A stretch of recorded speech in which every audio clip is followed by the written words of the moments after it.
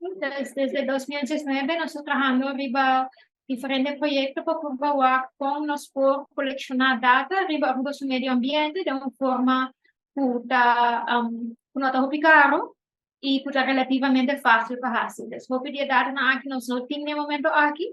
Então, eu vou discutir, você instituição não puta necessário no tem, depois sobre placa, sobre trabalho, então, como nós facilitar, nós estamos como algo importante, especialmente no momento aqui com o cambio climático.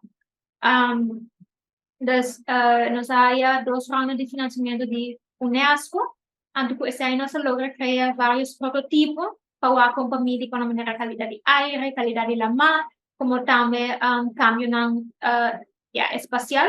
No momento aqui nós estudamos over the areas, então essa aqui nós haci com data de satellite influence, basically mas data que bota o via Google Maps. Pero tiki com resolução mais alta, porque via Google Earth Pro, tu puta produto ng grátis.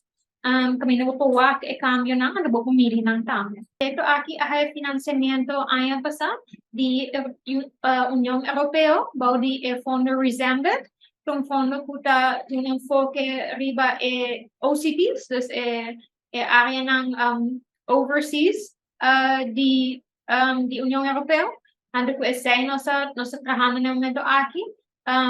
Dus nós está colaborando sim, ou nós está provando de compartilhar data com nós sim, também conosco, a data está publicamente available também no nosso website science.branches.com.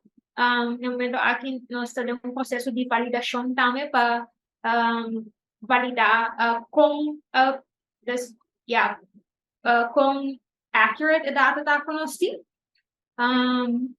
Pero sowieso é para usar para mostrar certos trends.